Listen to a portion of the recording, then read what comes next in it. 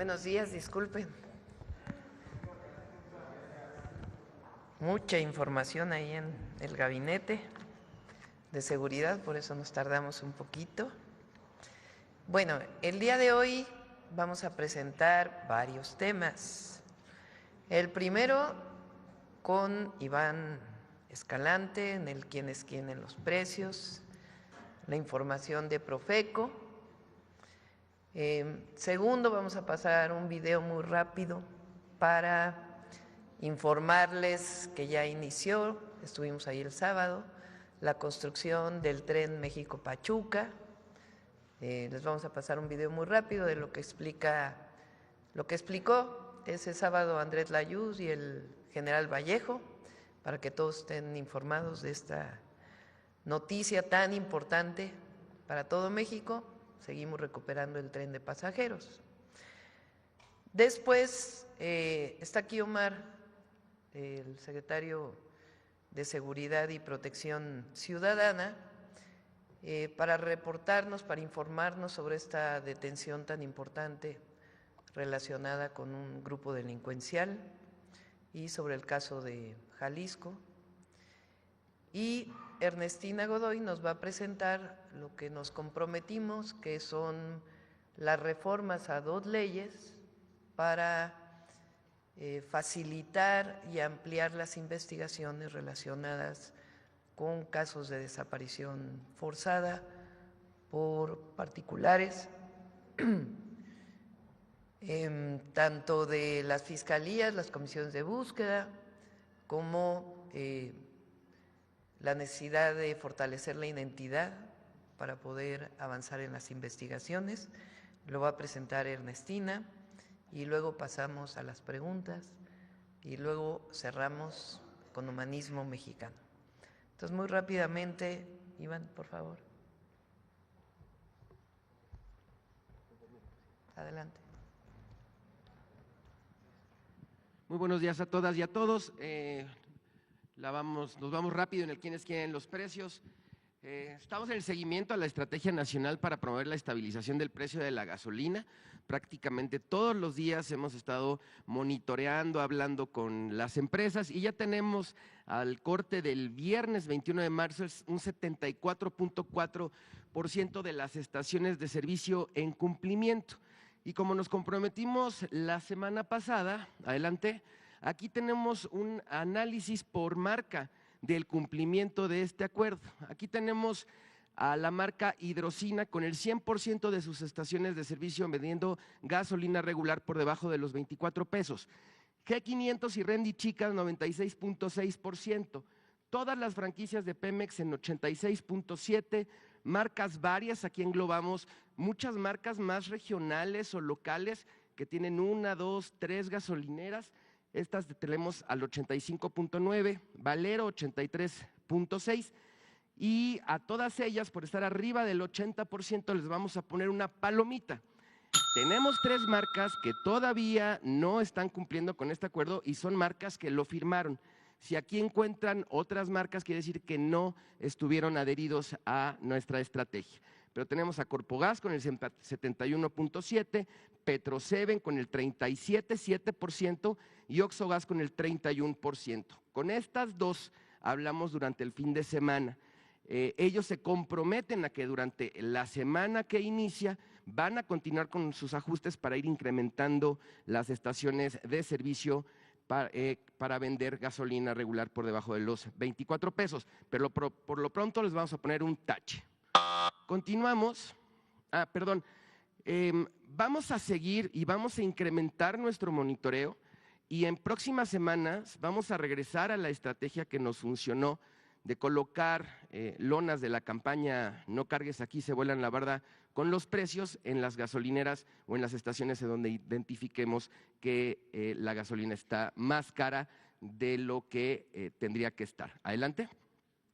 Con nuestro seguimiento a los artículos de primera necesidad, tenemos la canasta básica más barata en 708 pesos con 50 centavos, Chedraui Campeche, palomita.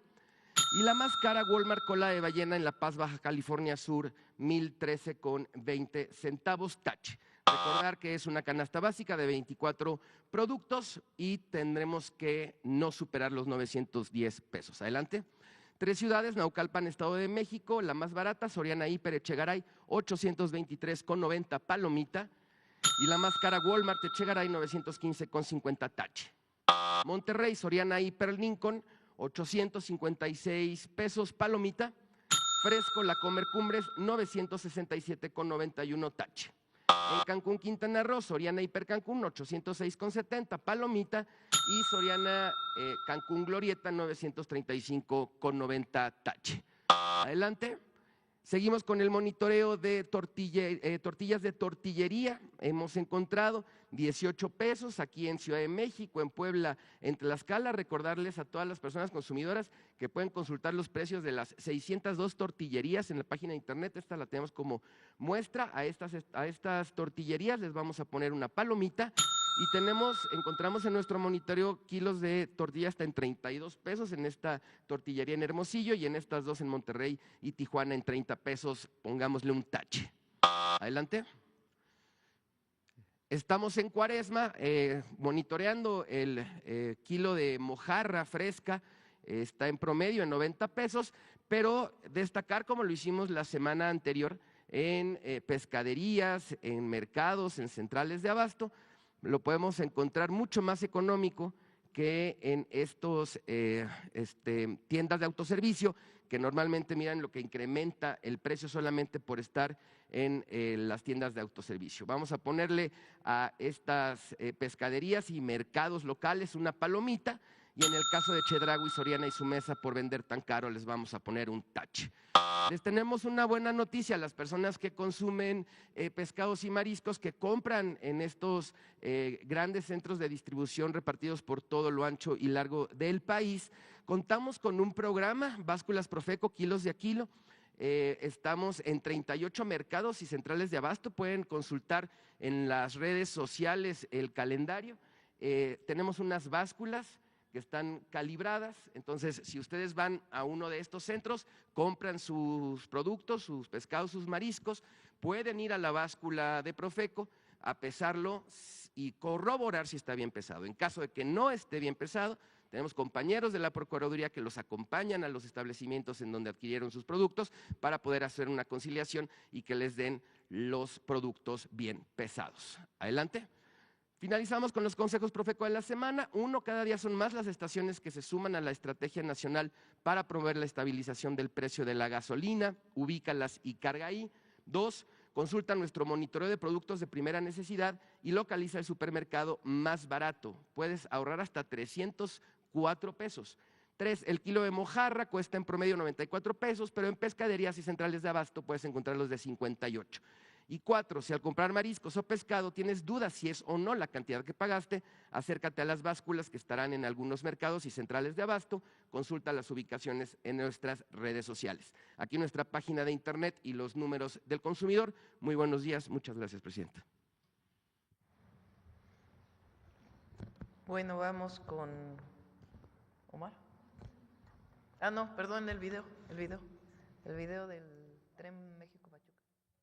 Hicimos un equipo interdisciplinario entre la Secretaría de Infraestructura, Comunicaciones y Transportes, la Defensa, la SEDATU, Semarnat, Bienestar, Conagua, INA, INPI, gobiernos estatales, municipales, y esto es lo que nos ha permitido llegar al día de hoy, en donde ya estamos iniciando obras en el Tren México-Pachuca.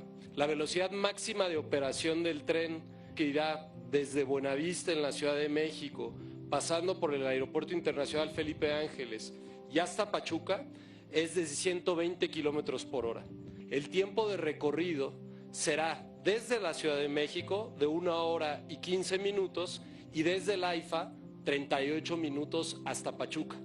Esto implica un ahorro en tiempo de entre 25 y 30% del tiempo que se hace normalmente. La conectividad que tendrá este servicio no solo está pensada en el tren mismo, sino en el transporte público disponible en distintos lugares. Por ejemplo, el tren suburbano Buenavista-Cuautitlán, la terminal Buenavista, que tiene estación de metro, 2 de Metrobús, Ecobici, y por supuesto el Tuzobús en Pachuca. La población beneficiada es 1.2 millones de habitantes y la demanda estimada es de 83,112 personas en el recorrido Buenavista-Pachuca. Tenemos la misión ordenada por la Presidenta de la República de acabar este proyecto en 1 año y medio. También construimos 12 puentes sobre cauces federales de agua, 56 obras de drenaje transversal, 14 pasos superiores o puentes para vehículos, 7 edificaciones de estaciones y paraderos, y el tren será siempre eléctrico, ecológico, no contaminante y silencioso. Hemos trabajado en los estudios ambientales de la mano de la Semarnat, de Conagua, y el 22 de enero de este año ingresamos el manifiesto de impacto ambiental para el resto de la vía. Por lo pronto, hicimos un vivero en Mineral de la Reforma donde hemos ya reubicado más de 1,460 plantas. Llevamos un 83% y también hemos rescatado y reubicado 225 elementos de fauna que los hemos transportado hacia nuevos hábitats. Podemos empezar cuando la presidenta disponga. Somos un país único en el mundo, pero sobre todo por las y los mexicanos que son grandes trabajadores, que somos los que vamos a estar desarrollando este tren de pasajeros México-Pachuca. Pero tenemos otro orgullo, un gran orgullo, y es la Secretaría de la Defensa Nacional. Siempre está la Secretaría de la Defensa Nacional, el Ejército, para ayudar a todas y a todos los mexicanos. Y tenemos también un gran orgullo en la defensa, que son los ingenieros militares, que son quienes van a desarrollar esta obra del Tren México-Pachuca y el Tren México-Querétaro, y nos van a seguir ayudando en todos los tramos, además de que ellos van a operar el tren con la empresa de la Secretaría de la Defensa, que ya opera el Tren Maya, que ya tiene los hoteles del Tren Maya y que también va a operar este tramo México-Pachuca. Así que las mexicanas y los mexicanos tenemos el orgullo de tener a la Defensa Nacional. Muchas gracias, general. Muchas gracias, general Vallejo. Bueno, ahí está. Inició esta semana, año y medio, ya nos vamos a subir al tren México-Pachuca. Este año esperamos junio o julio inaugurar el que llega al AIFA, que ya vamos a platicar de ese tren. Este va a tener un libramiento para poder librar el AIFA si es que uno va directo a Pachuca o si quiere pasar por el AIFA y seguir hasta Pachuca. Y el 1 de abril inicia México-Querétaro, ya la construcción. El México-Pachuca, Ciudad de México-Pachuca, va a tener 40,000 trabajadores de manera directa y por lo menos el triple de manera indirecta. Así que muy importante esta puesta en marcha. Bueno, ahora sí, Omar. Con su permiso, Presidenta. Muy buenos días. En representación del Gabinete de Seguridad y por instrucciones de la Presidenta Claudia Sheinbaum, informo lo siguiente. En el marco de la Estrategia Nacional de Seguridad, que contempla el fortalecimiento de las acciones de coordinación, inteligencia e investigación, el pasado 20 de marzo fue detenido en la Ciudad de México José Gregorio N., alias El Lastra o Comandante Lastra, líder de la célula delictiva responsable del reclutamiento de personas para Cártel Jalisco Nueva Generación. La detención la llevó a cabo personal del Ejército Mexicano, de la Guardia Nacional y personal de investigación de la Secretaría de Seguridad. Lo anterior fue resultado de trabajos de investigación de gabinete y campo, en seguimiento a las actividades delictivas que realizaban integrantes de esta organización criminal para mantener su presencia en varios puntos de la región. Mediante las investigaciones, se pudo identificar su estructura criminal y principales líderes operativos, entre ellos José Gregorio alias Lastra, quien es uno de los principales colaboradores de Gonzalo N., alias El Sapo, uno de los líderes regionales en Jalisco, Nayarit y Zacatecas para la organización criminal. De acuerdo con la información obtenida, esta persona, identificada como Comandante Lastra, era responsable del reclutamiento para el Cártel Jalisco Nueva Generación y tenía a su cargo el centro de adiestramiento ubicado en el Rancho Izaguirre, en el municipio de Teuchitlán, Jalisco.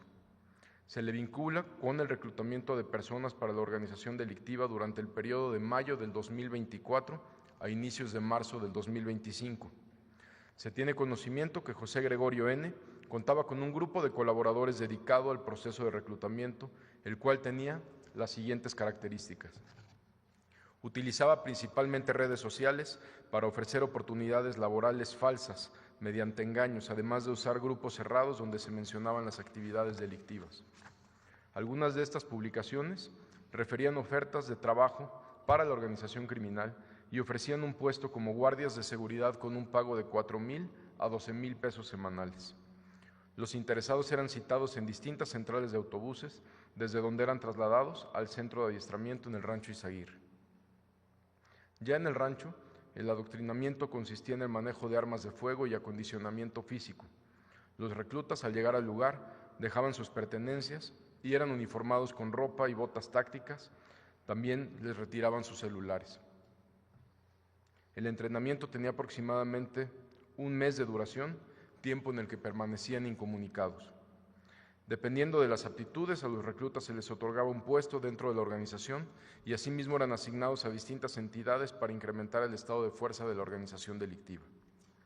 De acuerdo con el testimonio del detenido, llegaron a privar de la vida a personas que se resistían a recibir el adiestramiento o bien intentaban escapar del lugar, así como golpearlos y someterlos a algún tipo de tortura. Los trabajos de inteligencia permitieron conocer que José Gregorio también es identificado como el autor intelectual de la privación ilegal de la libertad de 2 estudiantes universitarios en junio del 2024. Asimismo, se tiene conocimiento que el 10 de marzo del presente año se reunió con Gonzalo N. en Puerto Vallarta, Jalisco, donde recibió la orden de terminar las actividades de adiestramiento. Posteriormente se ocultó en el municipio de Tala, Jalisco, para finalmente trasladarse a la Ciudad de México y tratar de ocultarse en la capital. De esta manera, se desplegó un operativo encabezado por la Secretaría de la Defensa Nacional en las inmediaciones del kilómetro 15 de la autopista México-Toluca, en la alcaldía Coajimalpa, donde fue detenido en compañía de Abril N., de 43 años. Cabe mencionar que, derivado de los trabajos de análisis y seguimiento, el área de investigación y patrullaje cibernético de la Secretaría de Seguridad y Protección Ciudadana realizó la búsqueda y análisis de perfiles en redes sociales relacionado con el reclutamiento de personas para su incorporación a actividades de la delincuencia organizada, lo que permitió dar de baja 39 páginas de reclutamiento en diferentes plataformas. Esta revisión a distintas plataformas continúa, así como la solicitud de baja de muchas páginas más. De septiembre del 2024 a la fecha, han sido detenidas 49 personas relacionadas con las actividades de reclutamiento, destacando entre ellas a José Gregorio N., líder de estas operaciones. Estas acciones representan un avance significativo en el esclarecimiento de los acontecimientos ocurridos en el rancho Izaguirre, en Teuchitlán, Jalisco. Esta detención aportará elementos esenciales en las investigaciones que desarrolla la Fiscalía General de la República. El Gabinete de Seguridad continuará con las investigaciones y las acciones operativas para detener a los responsables de estos hechos y llevar la justicia a las víctimas y familias que han sido afectadas por estos grupos criminales. Muchas gracias.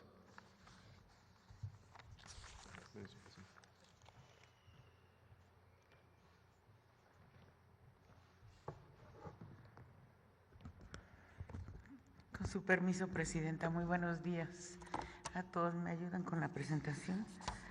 Bueno, como fue el compromiso de la Presidenta, estamos presentando las acciones que se estarán realizando y que están en las reformas a 2 leyes.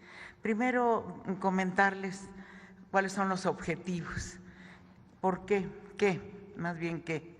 Es interconectar a México, crear un sistema que permita el intercambio de información en tiempo real entre autoridades, instituciones y particulares, hacer partícipes a la sociedad, que la ciudadanía que se integre al proceso de búsqueda mediante información o reportes oportunos, alertar a todo el país de forma rápida y precisa cuando se denuncia la desaparición de alguna persona, fortalecer a las fiscalías estatales para que la investigación sea más ágil y efectiva. ¿Por qué? Está respondiendo a la necesidad de contar con herramientas efectivas para la búsqueda y localización de personas desaparecidas y no localizadas. Evitar la dilación al iniciar la búsqueda, busca garantizar la atención inmediata ante cualquier denuncia. ¿Para qué? Para volver más eficiente aún la búsqueda de personas a través de herramientas tecnológicas, a través de la ciencia y la coordinación interinstitucional, y garantizar el derecho a la identidad y la protección del Estado usando la CURP de manera generalizada. Reformas legales a 2 leyes, a la Ley General de Población y a la Ley General de Desaparición Forzada de Personas, desaparición cometida por particulares y del Sistema Nacional de Búsqueda de Personas. ¿Cuáles son las principales acciones que se están previendo en estas reformas? Se crea la Plataforma Única de Identidad, se incorpora la CURP como mecanismo de identidad oficial, con fotografía y huellas dactilares, con capacidad de consulta en tiempo real. Se establecen claramente obligaciones y sanciones para los servidores públicos que no cumplan con la generación, la actualización y la compartición de la información cuando se le pide. Se crea la Base Nacional de Carpetas de Investigación de Personas Desaparecidas y No Localizadas. Es obligatorio alimentar y actualizar el Banco Nacional de Datos Forenses. Está a cargo de la Fiscalía General y por parte de las fiscalías locales y tribunales la obligación de alimentar este banco. Se obliga a las fiscalías estatales a fortalecer sus capacidades para tareas de búsqueda e investigación. Se establecen a privados obligación para generar y compartir información útil para la búsqueda de personas, respetando la Ley de Datos Personales. Se fortalece la Comisión Nacional de Búsqueda y el registro. El registro se dividirá entre registros de fiscalías y otros orígenes. Se crea el Sistema Nacional de Alerta, Búsqueda y Localización de Personas. La Plataforma Única de Identidad es a partir de la clave única del registro de población de todas y todos los mexicanos y personas extranjeras que estén domiciliadas, no todas, ¿no? Se transmitirán los datos asociados a cada CURP por parte de todas las autoridades que en sus funciones registren, accedan o recaben información para tareas de búsqueda. En el caso del INE, deberá permitir consultas en las tareas de investigación principalmente las autoridades del Gabinete de Seguridad. Todas las personas en México, desde su nacimiento, tendrán esta identidad, la CURP. Toda autoridad o privado estará obligado a reconocer la CURP como identificación oficial, sea física o digital. Esto cuando termine de integrarse la base de datos con fotografía y huellas dactilares. Todos los trámites y registros, administrativos realizados por personas físicas deberán requerir la CURP en los 3 niveles de gobierno. Se está poniendo de manera paulatina, ¿sí? Los registros administrativos que se tienen deberán habilitar los sistemas de consulta en tiempo real. La plataforma de identidad única será la herramienta para la generación de alertas, búsquedas en tiempo real y localización. El no cumplimiento de esto por parte de las autoridades será motivo de sanciones, en este caso serán administrativas. Obligaciones y sanciones para todas las autoridades que generen o resguarden información. Generar y usar sistemas de captura de toda la información necesaria. Son las obligaciones. Mantener actualizados los registros y o bases de datos. Habilitar consultas a dichos sistemas en tiempo real para que se conecten en la plataforma única de identidad. Esto incluye a las fiscalías, todas las comisiones de búsquedas INCIFO, CEMEFO, cementerios y crematorios, cualquier autoridad o institución que integren datos biométricos o identificativos de las personas. Las autoridades federales, estatales, municipales y los particulares que incumplan con esta obligación, también se prevén sanciones para ello. La Base Nacional de Carpetas de Investigación debe abrirse una carpeta de investigación de manera inmediata ante cualquier denuncia por desaparición sin dilación alguna, nada de 72 horas.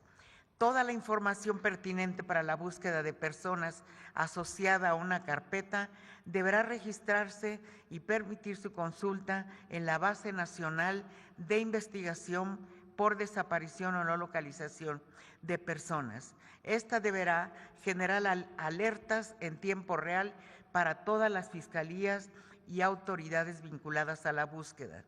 La publicación de las cifras de carpetas de investigación sobre las desapariciones y de las fiscalías estatales y la general serán realizadas cada mes por medio del sistema de seguridad pública.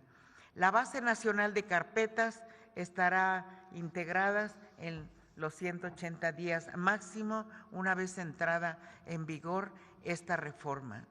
El Banco Nacional de Datos Forenses que ha venido desarrollando la Fiscalía General, se están incorporando obligaciones para que las fiscalías estatales proporcionen información y vincular sus bases en tiempo real, deben conectarse obligatoriamente a el banco debe conectarse también a la plataforma única de identidad. Este banco tiene la integración de varios registros. Leo algunos: el registro antemortem y postmortem, la alerta AMBER y otros registros. Un fortalecimiento, una obligación para las fiscalías estatales que deberán contar por lo menos con unidades especializadas de investigación, unidades de análisis de contexto, áreas de búsqueda inmediata y de larga data, áreas especializadas en delitos cibernéticos y unidades de atención a víctimas. Se establecen los perfiles mínimos y obligatorios para el personal que debe estar en estas fiscalías especializadas. Registros en manos de particulares, entre otros, se incluyen los siguientes servicios: los servicios financieros, de transporte, salud, telecomunicaciones, paquetería, etcétera, todos aquellos que tengan información que pueda servir, información útil que pueda servir para la búsqueda. El fortalecimiento de las capacidades de las comisiones nacional y estatales de búsqueda. Se crea un sistema nacional de alerta, búsqueda y localización de personas que se hará notificar mediante una ficha de búsqueda y autoridades privadas sobre la desaparición. Identificar coincidencias entre todos los sistemas de información asociados, incluyendo a los asociados en la CURP. Es lo más relevante, lo más general que estamos planteando en estas reformas a 2 leyes, Presidenta. Muchas gracias.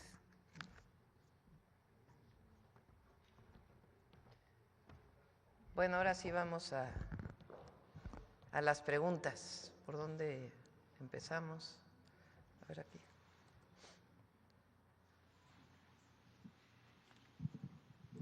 Buenos días, Presidenta. Manuel Pedrero, de los Reporteros MX. Antes de iniciar mi planteamiento, porque quiero compartirle un poco de lo que vimos en el Rancho Izaguirre, me gustaría externar en este foro mi solidaridad a las madres buscadoras. No hay actividad más respetable y honorable en este país en estos momentos como esa. Dicho lo anterior, hay que hablar, Presidenta, de la manipulación mediática, porque así como lo que no se nombra no existe, lo que se nombra se debe de sustentar. Y a mí me parece interesante que los medios de comunicación de este país plantearan la idea de que el ingreso de reporteros a la zona efectivamente constituyera de alguna forma alguna alteración o modificación a la escena. Pero favorablemente omitieron que antes de llegar el grupo de reporteros al rancho, hubieron 2 medios de comunicación que tuvieron un trato privilegiado y que pudieron tener acceso anticipado: Televisa y Latinos.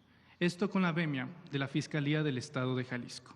Eventualmente, después de que estos 2 medios desalojaron, los medios de comunicación restantes pudieron entrar, tanto tradicionales, corporativos y digitales. Es una información que merece saber el pueblo de México. Segundo, lograron entrar 3 grupos distintos: elementos de la Fiscalía, periodistas y madres buscadoras.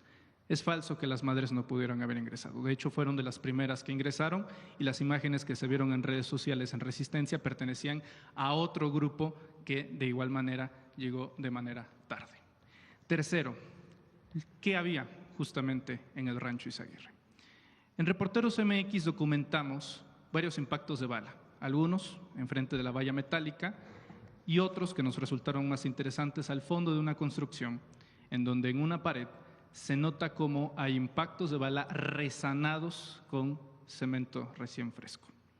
En esta pared, Presidenta, se encontraba una especie de líquido amarillo escurrido, seco.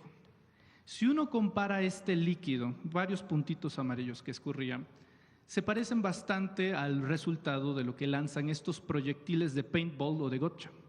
Es decir, esa pared se utilizaba, entre otras cosas, para disparar. También en el rancho se encontraban neumáticos, obstáculos, agarraderas, entre otras cosas, para someter a quienes se encontraban ahí a un entrenamiento exhaustivo. También decir, Presidenta, que varios medios de comunicación se comportaron de manera brutal en la ética y en el rigor periodístico. Muchos de ellos aprovecharon la anarquía y el libertinaje del lugar para agarrar tierra y ponérselos en los pantalones, para asegurar que en la toma se viera como algunos reporteros y reporteras se veían sucios y darle más dramatismo a la imagen. Cuando se habla de un campo de exterminio y se viene con una idea preconcebida, entonces se vuelve un hecho incontrovertible decir lo contrario. El primer medio de comunicación que utilizó el término campo de exterminio fue el Reforma. Si uno analiza las declaraciones de las madres buscadoras a través de sus redes sociales con las primeras denuncias, ellas nunca utilizaron el término campo de exterminio.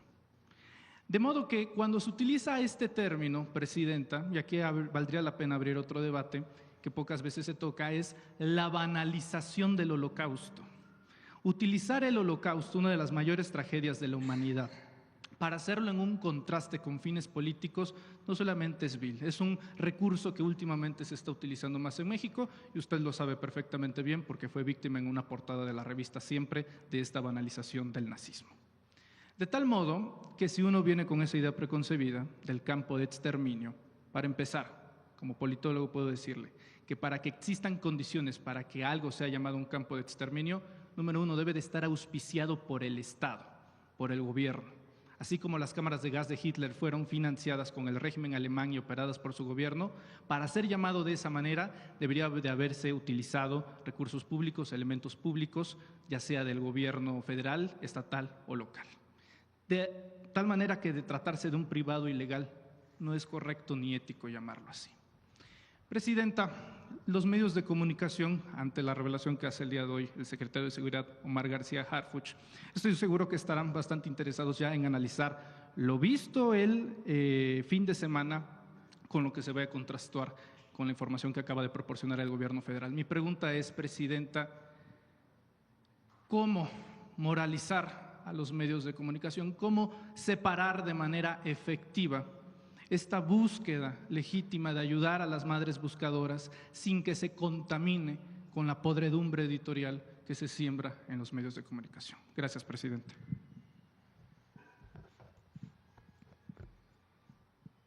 La verdad.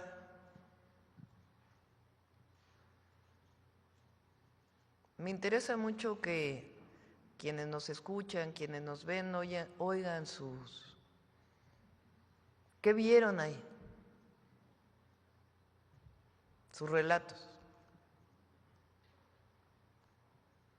Tú estuviste ahí en el... ¿Por qué no, antes de hablar de... ¿Qué vieron ahí? ¿Por qué no nos vuelves a platicar? ¿Qué viste tú ahí, en este lugar? Desorden por parte de los protocolos. Nadie, absolutamente nadie tenía un liderazgo de algún elemento para poder guiarse. Habían banderines que decían evidencias no tocar y todo el mundo pasaba sin ningún tipo de problema. Un desaseo por parte de las autoridades a la hora del ingreso. Como le mencionaba justamente esta Pero en el construcción, lugar, ¿qué había en el lugar? no mucho. No se encontraron, por ejemplo, estas prendas y zapatos. Tengo entendido que por la adquisición de evidencia de parte de la Fiscalía, no había mucho, Presidenta. Estaba vacío. A ver, vamos a escuchar a más y ahora contestamos todas juntas, si les parece. Acá.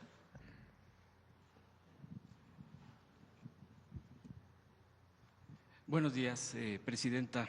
Hans Salazar, de Notición en Redes. Sí, tuve la oportunidad también de estar ahí en el traslado que, pues, próximo al lugar, está como 1 kilómetro de terracería para acceder a este lugar. Está en lo que es en la periferia de la Estanzuela, que pertenece al municipio de Teuchitlán.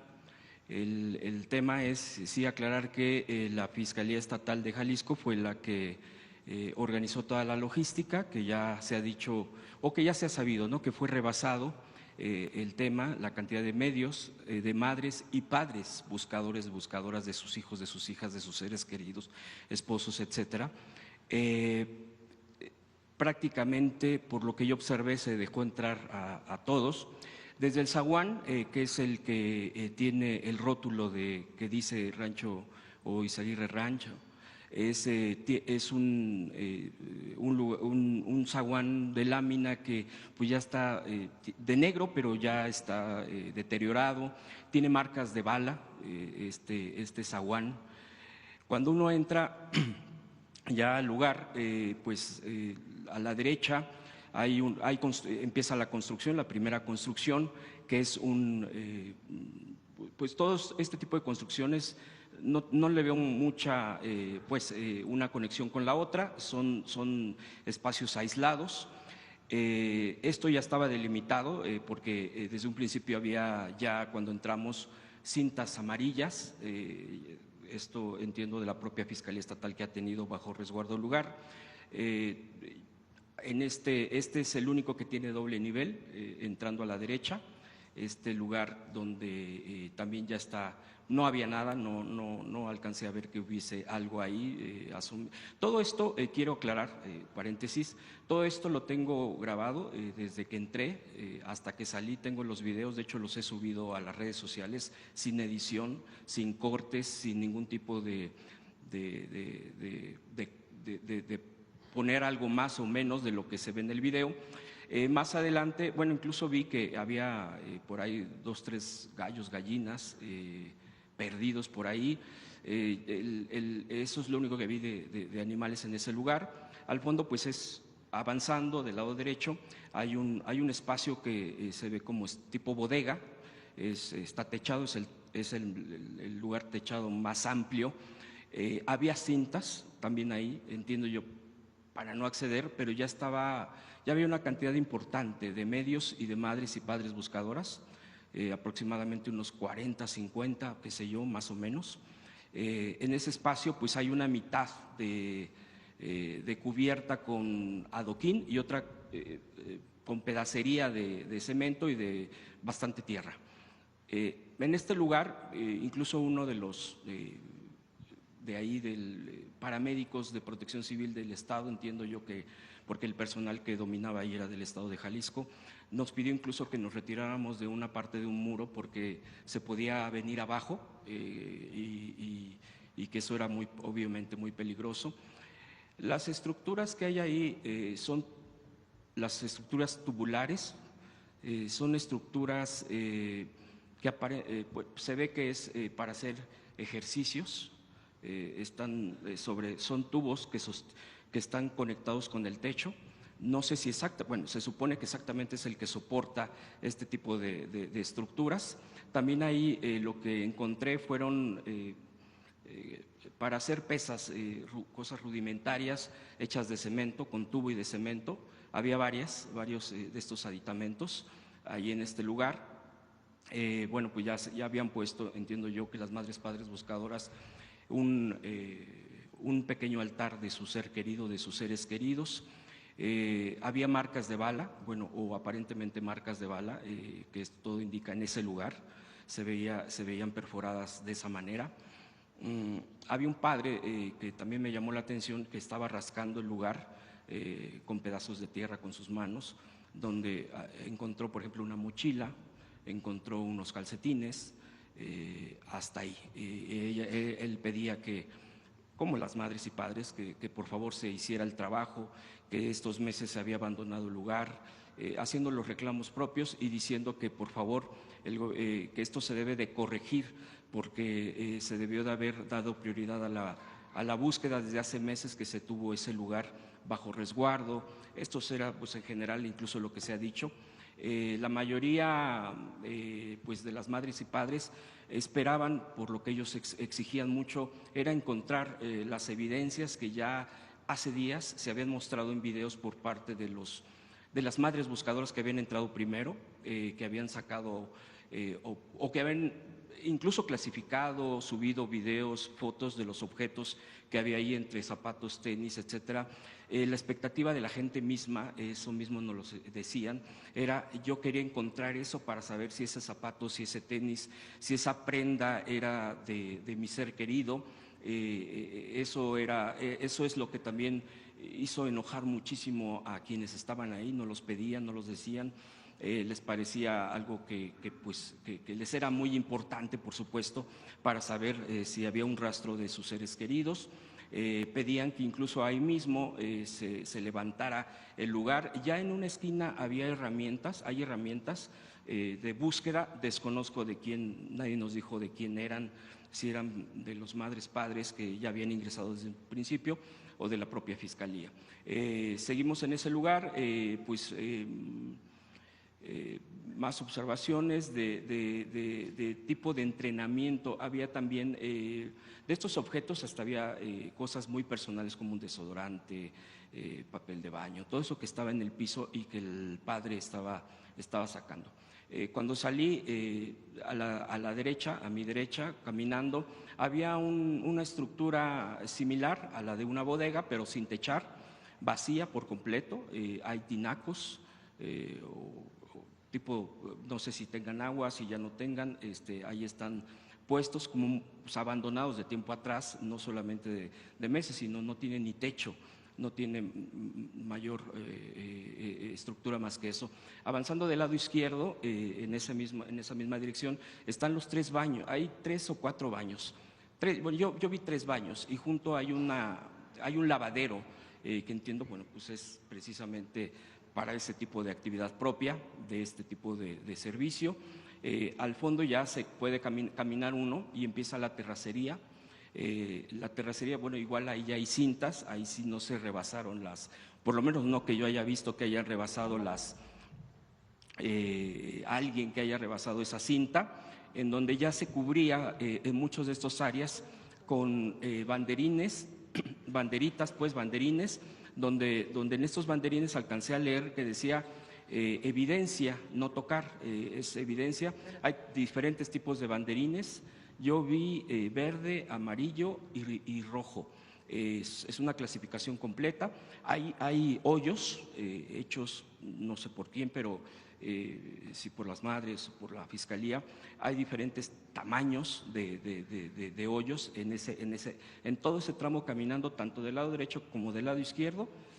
Hay hoyos. Hay una parte que me llamó la atención, que es un cuadrado bastante amplio, no sé, de 2 por 2, 2,5 por 2,5, donde me llamó la atención porque está bien delimitado, pero se ve que lo taparon. No sé si antes ahí ya se había abierto o no. Hay comentarios que dicen que sí estaba abierto, así lo encontramos tapado. Siguiendo caminando, del lado izquierdo está precisamente estas áreas de entrenamiento, bueno, de que se ve que hubo entrenamiento ahí, de troncos en el piso, estructuras para entrenar aparentemente pecho-tierra de quienes estuvieron ahí, alambres, todo esto para este tipo de entrenamiento, de ejercicio. Más adelante están a unos metros las llantas blancas, que son igual, se ve que es parte de una ruta de entrenamiento, y más adelante hay una estructura tubular que, bueno, como a la distancia estábamos viendo o estaba yo viendo, se veía que podía ser un tipo pasamano como o tubos para poder entrenar como tipo pasamanos, como hay en los parques. Pues esa es la estructura que yo alcancé a ver, probablemente sea eso, eso es del lado izquierdo. Más adelante hay una estructura tipo estanque, un estanque con un islote, digámoslo así, una palmera. Hay palmeras del lado izquierdo y del lado derecho, 4 o 5, y en ese digamos, islote, en ese estanque, estructura de piedra, está vacío. Eso es lo que aparenta que es un estanque, o fue un estanque, o querían que fuera un estanque.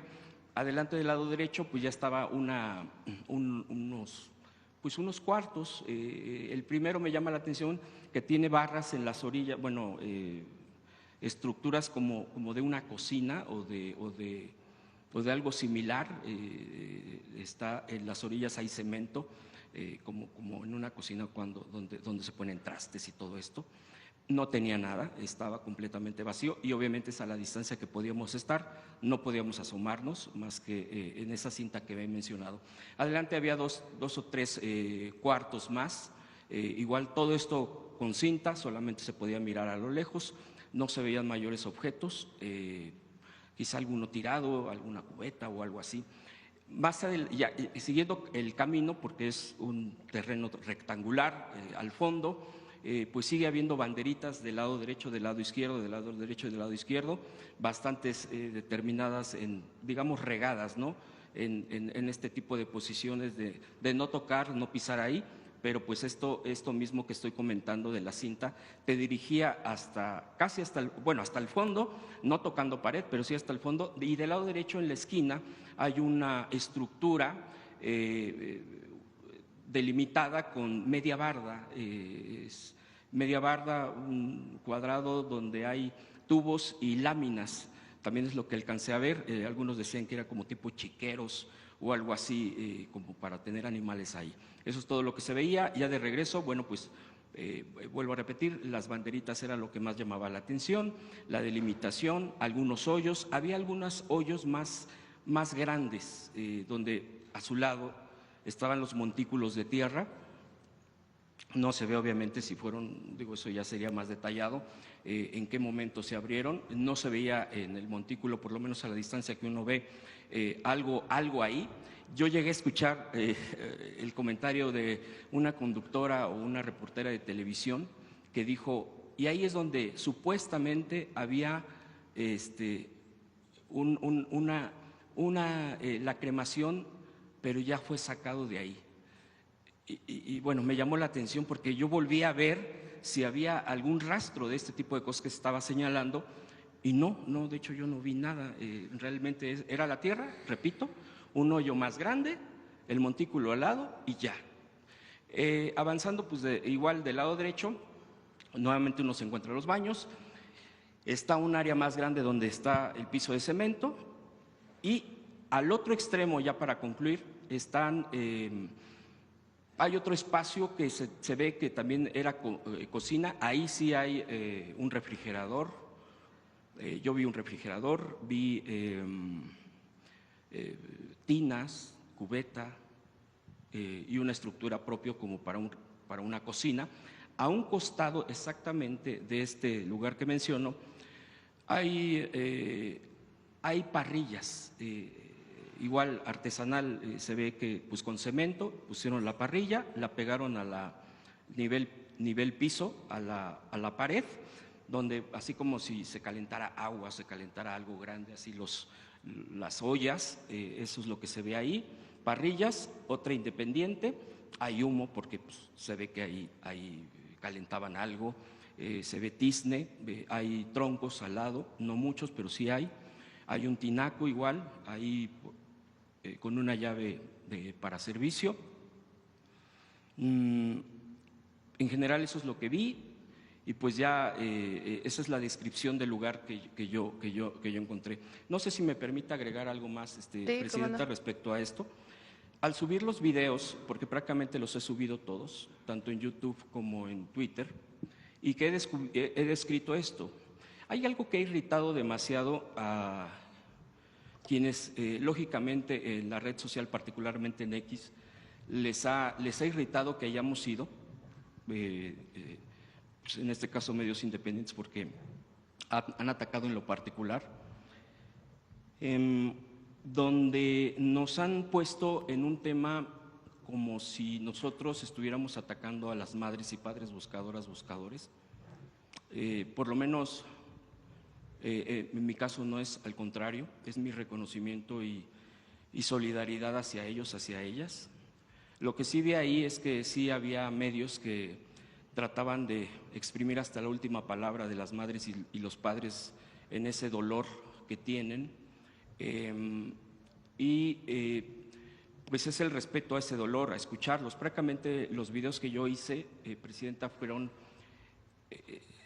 así como si fueran los ojos de alguien, pues cuando vea el video como si estuviera ahí, y describía muy poco, más bien lo dejaba a que la gente viera. Y sin embargo, cuando esos videos los he subido, y particularmente uno, ha habido una variación obviamente en la visualización, pero el que más tiene visualización, o uno de los que más tiene visualización, bueno, en ese video hay una forma de que pueden cuentas, pero ahí no está claro qué tipo de cuentas, porque hay granjas, hay todo esto que ya sabemos en las redes sociales, donde me cuestionaron el video, donde, bueno, lo que les molesta en lo particular en esto, le puse, yo no vi y no encontré ningún indicio de crematorios, y le pongo, esto es lo que yo vi, y aquí está el video. Entonces ahora ya viene en este video una anotación donde dice, los lectores añadieron contexto, o sea, de la propia red, los lectores añadieron contexto que consideraron que tal vez otras personas quieran saber. Y esta es precisamente parte, yo así lo describo, una campaña negra. Dice, el creador, o sea, un servidor, está emitiendo información tendenciosa y falsa, crea desinformación. Cuando él asistió al lugar, el gobierno ya había eliminado las evidencias. Los verdaderos periodistas constataron el momento exacto cuando fueron encontrados los restos humanos calcinados. Esta es una leyenda que me ha impuesto, porque esa es, no es que yo quiera que esté o no, esa es una imposición de X, de la plataforma X antes Twitter, y es una de las cosas que más me llama la atención. Esa es ahí. Otra de las cosas, porque les ha irritado demasiado que hayamos hecho este ejercicio, es, por ejemplo, el señor Mario Di Constanzo.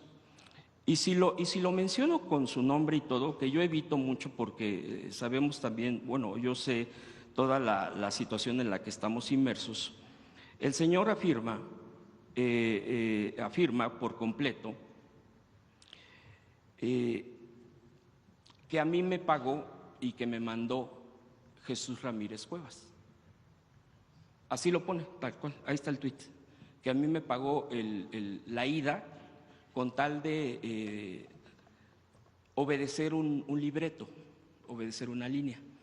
Entonces, esto aprovecho para que, obviamente, decirlo, a mí nadie me pagó el viaje más que mi medio de comunicación.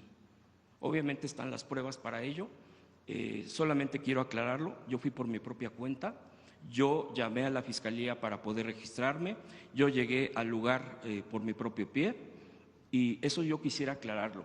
Ahora bien, también aquí hay que mencionar, y quiero, híjoles, otra de las cosas que también evito mucho caer en este tipo de cosas, de aclarar hasta dar los nombres, pero uno de los que ataca directamente y que pone mi nombre es el señor Raimundo Riva Palacio, que es obviamente, y se ha demostrado, es un propagador de mentiras y de ataques y de basura en el periodismo. Y lo digo tal cual porque están las pruebas, siempre ha sido desmentido de lo que miente. Y en El Financiero, que es el periódico, la plataforma donde él escribe, dice lo siguiente: Ramírez Cuevas envió a varios de sus influencers a sueldo al rancho para reforzar su plan. Max Kaiser, un académico experto en temas de corrupción que se define en X como un provocador profesional ciudadano, identificó a dos de ellos en el rancho, Juncal Solano y Hans Salazar, como puntas de lanza de la estrategia para negar que hubiera un campo de exterminio. Tal cual. Esto lo publicó, entiendo, el día de hoy el señor Riva Palacio. Obviamente miente, como ya está acostumbrado él a mentir. Hay una campaña así de negra también, ahora porque fuimos, ahora porque estuvimos ahí y ahora porque publicamos estos videos y ahora porque hago esta descripción. Seguramente se van a enojar más, no importa, pues, o sea, eso es lo de menos, pero es una campaña también muy difamatoria, lo dejo en claro. Yo pagué mis propios, pues a lo que fui, mis propios viáticos. Obviamente hay forma de demostrar, pero bueno, quien acusa en todo caso es el que tiene que decir por qué dice que a mí me pagaron tal o cual persona. Entonces, si digo nombre y apellido, Presidenta, es porque así lo están publicando, así lo están señalando, y bueno, pues eso sería cuanto lo que yo pudiera dar como mi testimonio de lo que yo asistí y observé en el lugar. Gracias. Gracias. A ver, vamos desglosando, porque si no, para quienes nos escuchan, para todas y para todos. Número uno, nosotros tenemos la responsabilidad como gobierno de atender el problema de la desaparición.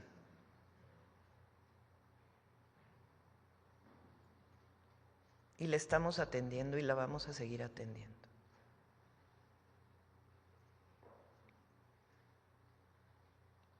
Vamos a dar toda la información, probablemente en el día del cierre del gabinete de marzo, del número de personas desaparecidas de acuerdo a los datos que hay, a la información que hay de la Comisión Nacional de Búsqueda, cuál es la fuente de esa información, en dónde, en qué lugares hay personas desaparecidas. Eso lo tenemos que hacer y lo vamos a hacer y lo estamos haciendo. Y la Secretaría de Gobernación, la Comisión de Búsqueda, atender a los colectivos, a las familiares de personas desaparecidas. Ese es un tema que no puede trasladarse con otros. Número uno. Número dos, la verdad del Rancho Izaguirre. La verdad. No la verdad construida por alguien, sino la verdad. Hasta ahora quien sigue teniendo ese predio en custodia es la Fiscalía del Estado de Jalisco. De septiembre, que son las primeras detenciones, a la fecha, la investigación ha estado a cargo de la Fiscalía del Estado de Jalisco. Nosotros hemos pedido a la Fiscalía General de la República que atraiga el caso.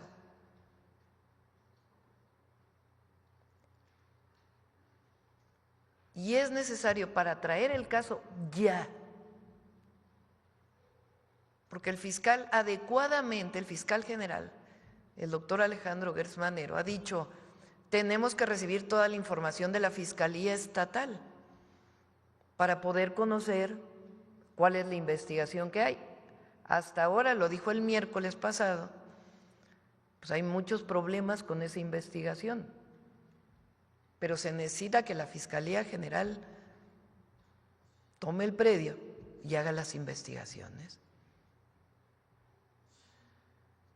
Más allá de cómo se ha vulnerado el lugar, pues tiene que iniciar un proceso de investigación en el predio. Si hay ahí restos humanos o no, no lo tiene que decir la Fiscalía. Si los testimonios que salieron en uno de los medios de los grupos criminales, en Milenio particularmente, ¿son verdad o no?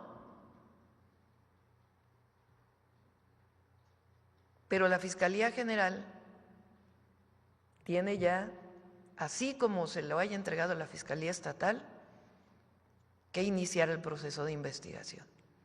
Y entiendo que la Fiscalía General de la República está en eso. Que todos los mexicanos y mexicanas, madres, padres, familiares de personas desaparecidas, el gobierno de la República, todos tenemos que tener la certeza de ese lugar. Y tiene que salir la verdad. Porque no solo es un asunto de quien usa todo esto para fabricar verdades, sino que el pueblo de México tiene que saber la verdad de qué hay en ese rancho hasta ahora, aun cuando haya habido, y se le tiene que entregar todas las evidencias a la Fiscalía General de la República por parte de la Fiscalía Estatal para que haga sus investigaciones. ¿Qué sabemos hasta ahora? La Secretaría de Seguridad y Protección Ciudadana, lo que informó el día de hoy el secretario. Omar, a ver si puedes repetir lo que informaste hoy, que eso es lo que sabemos hasta ahora por la detención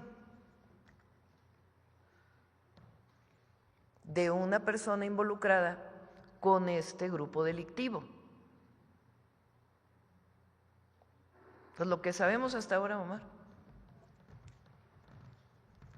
Sí, sobre esta detención, repito lo que mencionamos hace unos minutos, el gabinete de seguridad tenía en seguimiento a esta persona desde el año pasado, lo teníamos ya identificado con como líder de la célula de reclutamiento. En algún momento en enero de este año se hizo una operación también con la Secretaría de la Defensa Nacional, donde se pusieron a disposición 37 personas que también habían sido reclutados. Se han identificado alrededor de 120 personas, muchas ya con nombre y apellido, algunas detenidas, otras personas que sabemos que siguen formando parte de la organización criminal. Pero la detención de esta persona, la participación de esta persona como líder en el reclutamiento para esta organización delictiva está confirmada y es una investigación sustentada, no es una investigación de un mes, repito, tiene desde el año pasado y tenemos absolutamente confirmada la participación de este sujeto y la participación de otros colaboradores, así como de la organización criminal en este caso. ¿Y sobre el predio qué saben ustedes ahí del... Sobre el predio, sobre el rancho Izaguirre, también tenemos confirmado que era un centro de adiestramiento. Al momento, repito, no tenemos ningún indicio, y sé que la Fiscalía General de la República continúa con la investigación, pero nosotros como Secretaría de Seguridad y las áreas de investigación e inteligencia del Gabinete de Seguridad, no hay un indicio que haya sido un campo de exterminio, como lo mencionaron, sino un centro de adiestramiento. Como lo mencionaron aquí, hay una pista ahí para entrenamiento, hay una serie de cosas, y teníamos confirmado que ese y otro punto que también fue asegurado eran lugares para adiestrar a sujetos que querían enlistar en la organización delictiva. Ahora, ¿hay ahí personas fallecidas? No sabemos. Nosotros no tenemos conocimiento de cuántas personas. Y le pregunto a Omar, sí, la pregunta es, si hay restos humanos en el predio. Omar. La Fiscalía General de la República va a determinar exactamente si hay restos. Nosotros no lo tenemos confirmado, lo que sí es en la primera operación que hizo la Secretaría de la Defensa Nacional, junto con la Guardia Nacional, que había un cuerpo y donde se detuvieron a 10 personas. Entonces, gracias, Omar. Para seguir con lo que sabemos, y necesitamos saber más, y para ello la Fiscalía General de la República tiene ya que asumir toda la responsabilidad. Espérame un momentito. Toda la responsabilidad de la investigación. Hasta ahora, por la detención de esta persona, se sabe que esta persona estaba encargada de reclutar personas a través de páginas. ¿Cuántas páginas bajaron? 39 páginas fueron bajadas y se va a continuar. Obviamente, la Fiscalía, ya a cargo de esta investigación, también tiene que decirnos más. Esa es la información que tenemos, la información que hasta ahora hay de este detenido por parte de la Secretaría de Seguridad y Protección Ciudadana. Mañana, en el informe del Gabinete de Seguridad, va a venir el fiscal, se le puede preguntar si conoce más y cómo está la investigación por parte de la Fiscalía General de la República. Pero tiene que conocerse a partir de investigación científica, siempre pongo esto, porque los datos de las fiscalías hoy tienen manera de saber en una investigación profunda de la ropa que se encontró y de la revisión del predio, si hay algo de lo que alguno de los testimonios que salieron en un medio así ocurrió o no. Entonces, repito, número uno, la responsabilidad de atender el problema de la desaparición. Y esta detención va a dar mucha información sobre ello. Pero al mismo tiempo, clarificar cuántos desaparecidos hay, cuál es la fuente de información de esas bases de datos que tiene la Comisión Nacional de Búsqueda y poder dar esa información, mantener la búsqueda desde las fiscalías y desde las comisiones de búsqueda y fortalecer esa investigación. Y siempre hablar claro y con la verdad. Segundo, la información sobre ese rancho. La verdad. Aquí nadie va a ocultar nada. La verdad. La que viene tanto de la persona detenida como del trabajo que tiene que realizar la Fiscalía General de la República. Y si hay autoridades involucradas, que se haga la investigación a fondo. Repito, hasta ahora, quien sigue teniendo el control de ese predio es la Fiscalía Estatal de Jalisco. Por eso es importante que la Fiscalía General de la República ya tome, desde mi perspectiva, obviamente esto tiene sus propias normatividades, la investigación profunda de este caso. 3. ¿Qué debe hacerse para prevenir la desaparición y para buscar a las personas? Y por eso lo que estamos planteando el día de hoy, que presentó Ernestina. No hay una sola base, por distintas razones, una sola base de datos de identidad en nuestro país. Y nosotros tenemos poco a poco que ir hacia ello. Es importante. A veces son temas difíciles pero es importante avanzar hacia ello.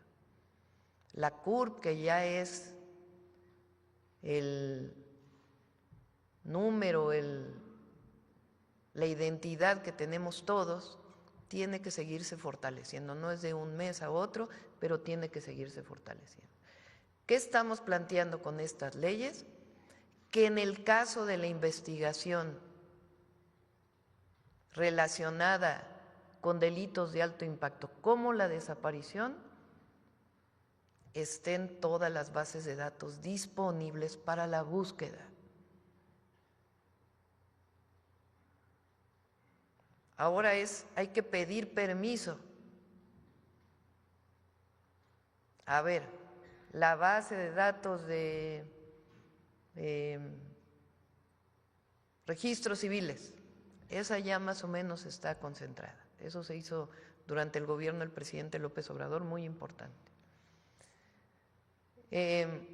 La base de datos de vacunación, nadie dice que sea abierta al público, pues son datos personales.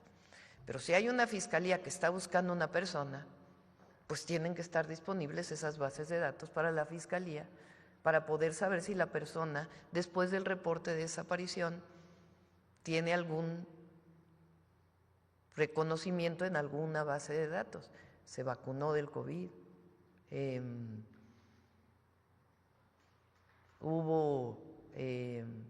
recibió un programa social, con cuidado de los datos personales, pero si se consulta para un caso de este tipo, es indispensable que esté disponible la información. Repito, para las instituciones de seguridad y de justicia. Porque no puede ser que una madre busque a un hijo desaparecido y que no tengamos una base de datos nacional donde poder saber si se encontró en un lugar, en otro, si tomó un vuelo de avión, si salió por migración. Todo eso tiene que estar disponible al instante, repito, para las instituciones de seguridad. Entonces, este cambio de leyes va en ese sentido. Si lamentablemente una persona falleció y no tenía su identificación, y va a un destino de una fosa común, pues esa información tiene que tenerse en una sola base de datos nacional de identidad. Hasta ahora sí existe en la ley, pero no existe tal cual como la base. Entonces estamos poniendo todo para que tengamos esas bases de datos de identidad que nos permitan atender este y otros fenómenos vinculados con la delincuencia. Entonces, por eso son estas leyes que tienen que ver, repito, con fortalecer la búsqueda. Y la otra, si una persona se reporta como desaparecida, alerta inmediata en todo el país. Eso no existe ahora. Si tomó un vuelo, si tomó un transporte foráneo, pues es indispensable, porque si no, no estamos atendiendo de fondo el problema. Ese es el tercero. Ya el cuarto, pues es la actuación de los medios, o de algunos medios. ¿Cómo actuaron en este caso? Porque también es importante decirlo.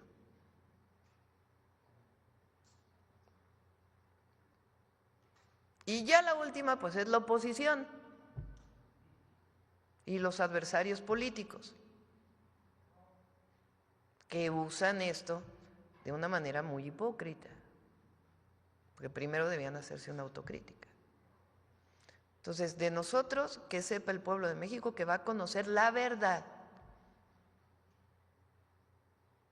Ustedes que estuvieron en el rancho vieron y reportaron, y qué bueno.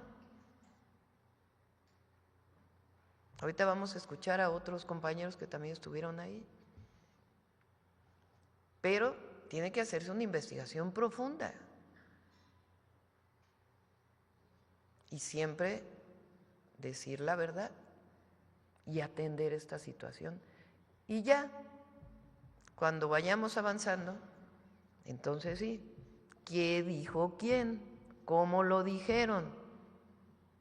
¿Por qué lo dijeron?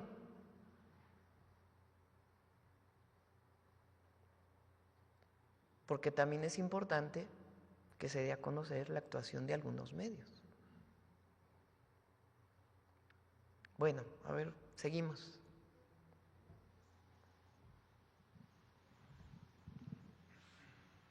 Buenos días, Presidenta. César Huerta, de la revista Polemón. Así como mis compañeros, a mí también me tocó estar en el rancho. Comparto mucho la descripción que hizo Hans Salazar, porque al igual que él, pues yo justo vi también que no había estos como grandes hornos crematorios al estilo Auschwitz, que han llegado a decir y comparar pues de forma muy mentirosa lo que sucede en este lugar con esta gran estructura y este gran sistema, esta maquinaria que tuvieron los nazis pues en estos sitios donde había cámaras de gas, donde había hornos gigantes, donde entraban las personas y donde se les mataba incluso por cuestiones étnicas. Yo creo que eso hay que remarcarlo, que no había. No había tampoco, por ejemplo, esta especie de hornos como de ladrillo, donde se meten los ladrillos y ahí se hacen, que a lo mejor se han detectado en otros lugares, algo así, pero ahí no había esto. Y lo que sí también quiero recalcar, como dice usted, pues es que la Fiscalía General de la República es necesario que entre a este lugar, que haga todos los peritajes correspondientes, que ponga en marcha estos georradares que se pueden desplegar por toda la zona, no solo en el rancho, sino también en sus alrededores, porque hay mucha pues preocupación por las madres y los padres buscadores de que en estas zonas aledañas también haya, que quede claro todo lo que hay debajo de la tierra, porque eso nosotros no lo podemos saber, porque no somos peritos, no somos antropólogos forenses. Creo que es importante que sea la Fiscalía la que vaya a la zona y nos diga qué hay debajo también de la tierra, porque para que no caigamos en malas interpretaciones, pues puede haber ahí también restos humanos, pero a lo mejor no en las cantidades como se ha dicho. No lo sabemos, eso solo la Fiscalía General de la República lo va a saber. Y yo quería intervenir también porque hay un oficio muy importante que el pueblo de México tiene que conocer y que respalda lo que nos acaba usted de decir, que la Fiscalía General de la República no tiene el control de este rancho. O sea, yo tengo aquí el oficio de la Fiscalía del Estado de Jalisco con número FE.03.01.493.2025.D.L y que tiene como asunto que se propone la facultad de atracción y está dirigido al fiscal federal del Estado de Jalisco, de la Fiscalía General de la República. Este documento se elaboró precisamente cuando nosotros estábamos al interior ya del rancho. O sea, cuando nosotros, si bien es cierto que hubo personal de la Fiscalía General de la República que nos llevó o nos acompañó en los camiones, en realidad los que tenían el control del rancho cuando entramos era la Fiscalía del Estado de Jalisco, y este documento que tenemos en la página de Polemón pues lo comprueba su dicho, de que incluso la hora en que se recibe, como pasa mucho en estos lugares, que hay como un sellito y dice que a la 1:25 se recibió, 13:25 horas se recibió el documento, por lo que pues para que muchos periodistas de estos corporativos dejen de mentir, la Fiscalía General de la República ni siquiera cuando nosotros entramos tenía el control del predio.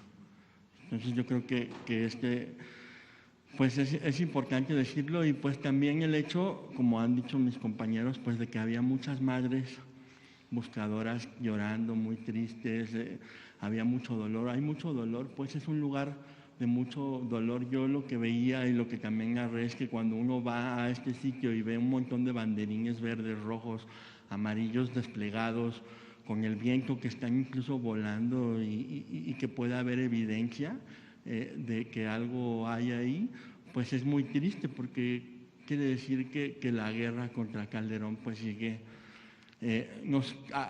causando mucho dolor. Y yo creo que lo que ha dicho hoy pues es importante para poner un hasta aquí, poner un alto, y que también las madres buscadoras sepan que no están solas, porque también pues hay mucha carroñería y muchos medios quisieran que hubiese este enfrentamiento, porque ni siquiera las madres buscadoras en sus relatos, yo entrevisté a una, entrevisté también a un padre, y ni siquiera ellos tienen un enfrentamiento con su gobierno ni con usted. O sea, estaban más indignados por el hecho de que la Fiscalía de Jalisco abrió el rancho y no hubo ni una sola persona, no estuvo ni siquiera el fiscal de Jalisco para decirle a las madres buscadoras y a los medios que era lo que estábamos viendo ahí. Hasta parece que hay un dolo y algo con ese afán o en ese sentido para que se malinforme. Pues yo creo que por eso es muy importante que la Fiscalía General de la República entre y que nos diga qué hay abajo de la tierra, porque eso se tiene que saber, pero que la gente también sepa que no había estas grandes estructuras ni estos hornos como en Auschwitz. Esa sería mi acotación y pues aquí estamos. Muy bien. Vaya. Hay una alcaldesa, bueno, la alcaldesa de Tlaquepaque desde que llegó, Laura Imelda Pérez, que también tenía pues un recorrido anterior como legisladora, justo detectó que en la central camionera de Tlaquepaque, en Jalisco, pues era un lugar donde llegaban estos jóvenes que reclutaba el narcotráfico, y desde que llegó ella pues implementó operativos para detectar a jóvenes que pudieran haber sido enganchados, y ahora presentó una iniciativa en la Cámara de Diputados para justamente obligar a las centrales camioneras, no solo de Jalisco, sino del país, a que se les exija, por ejemplo, a todos los que viajan, el INE para precisamente… Es justamente lo que estamos planteando en la ley. Ajá, que justo se sepa, porque ella lo que ha hecho junto con el gobernador Pablo Lemos es desplegar como operativos en esta central, e incluso ya han detectado jóvenes que precisamente iban a ser víctimas de este sistema de reclutamiento. Entonces, justo era para preguntarle a usted y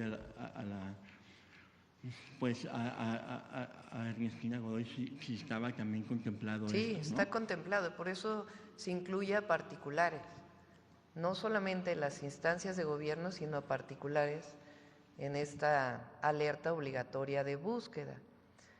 Y también por parte de la Guardia Nacional, del gabinete, se está fortaleciendo esta seguridad.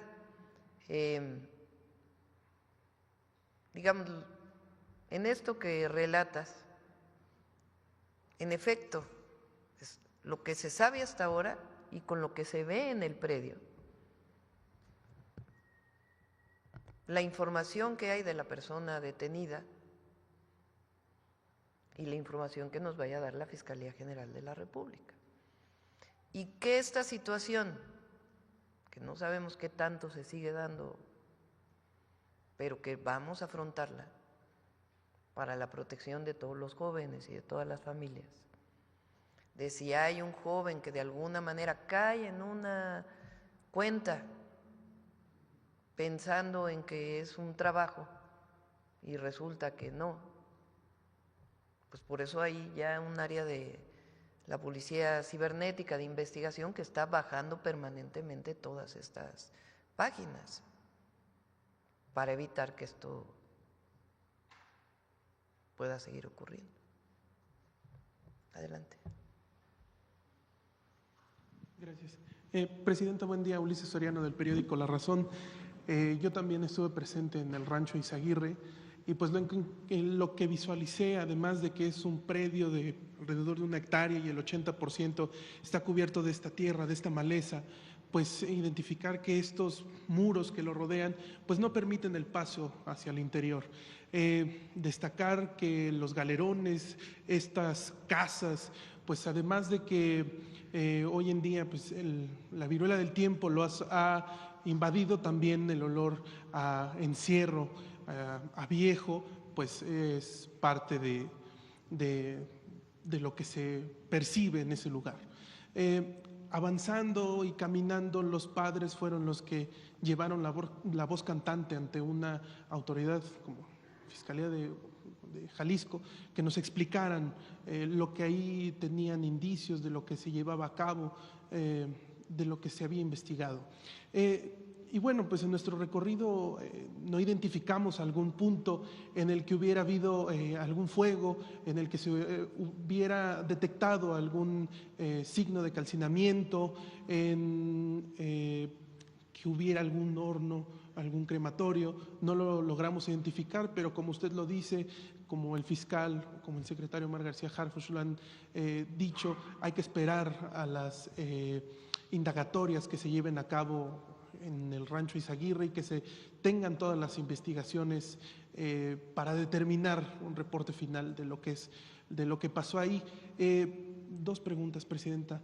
¿Qué es lo que le diría o qué es lo que dirían ustedes como gobierno a las madres, padres buscadores que continúan esta labor todos los días, que no se cansan y que continúan en este lugar como no solo de oscuridad y ciertamente de sufrimiento, sino también de una esperanza para encontrar algún indicio de sus familiares? ¿Qué le dirían? Y mi otra pregunta es si se va a llevar a cabo alguna investigación dentro de las policías locales, algún fortalecimiento a estos programas que llevan al interior para conocer cómo son las personas que trabajan ahí, o qué seguiría en esta investigación al interior de las policías locales. Muchas gracias, Presidenta. Sí, en efecto, hasta ahora lo que bien dice Omar, de la investigación que se tiene, se sabe que era un campo de adiestramiento, y ustedes lo vieron ahí. Si ahí hubo personas que perdieron la vida, eso lo tiene que decir la Fiscalía General de la República.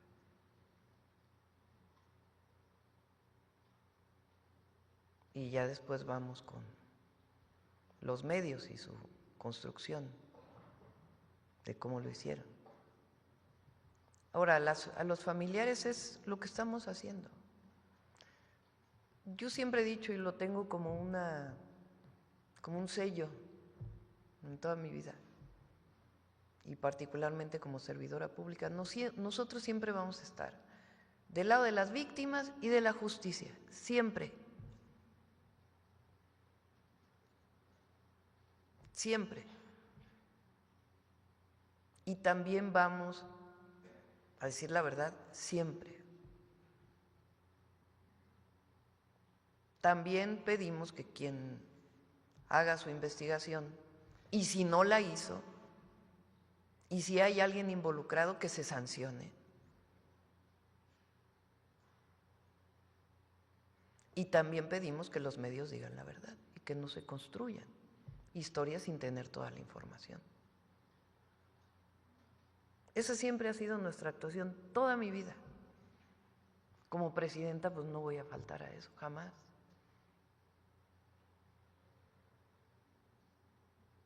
Entonces, esa es lo que vamos a seguir haciendo, siempre.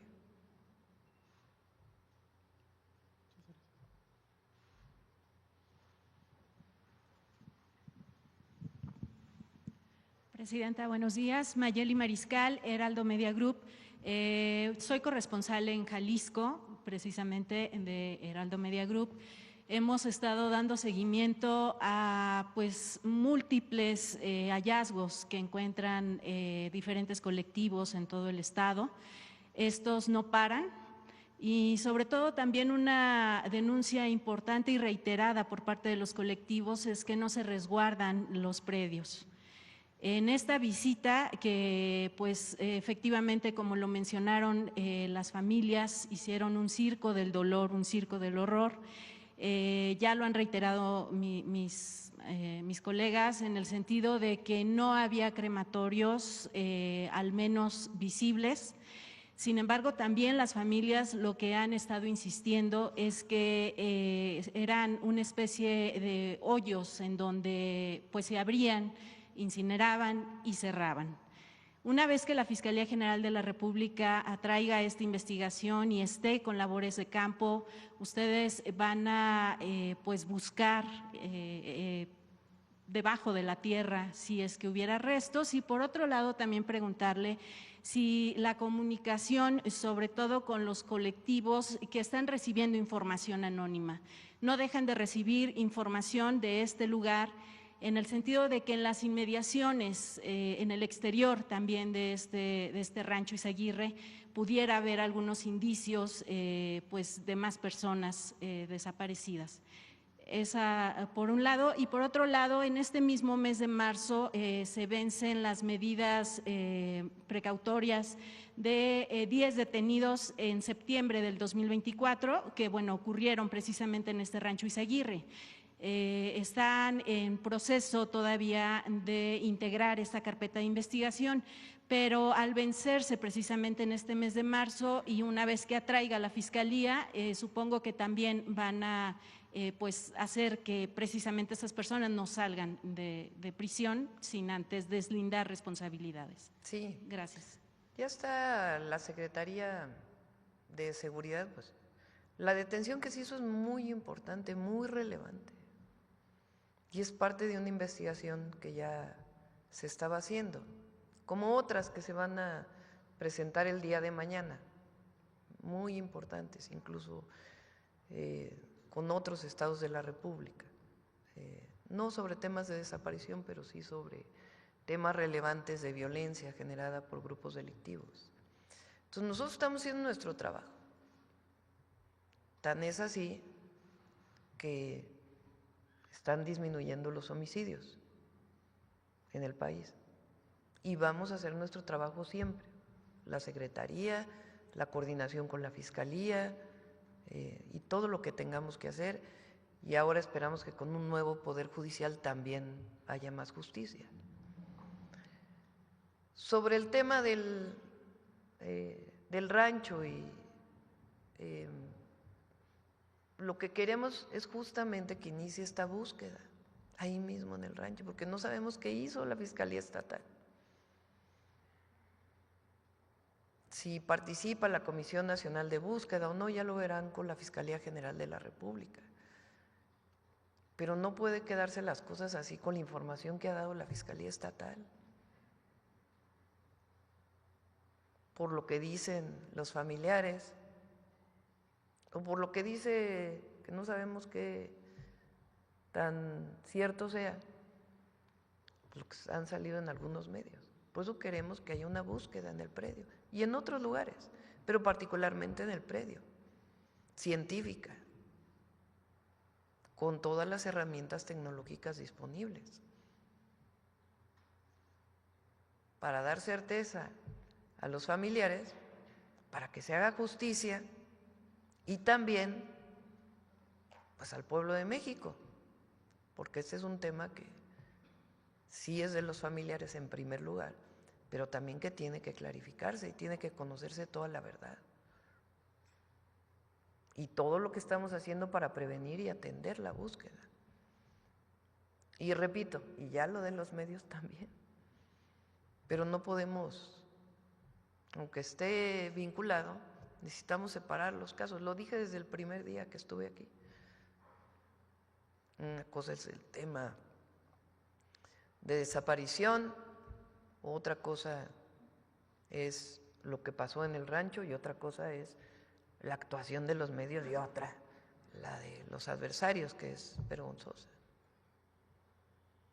Pero vamos poniendo cada cosa en su lugar.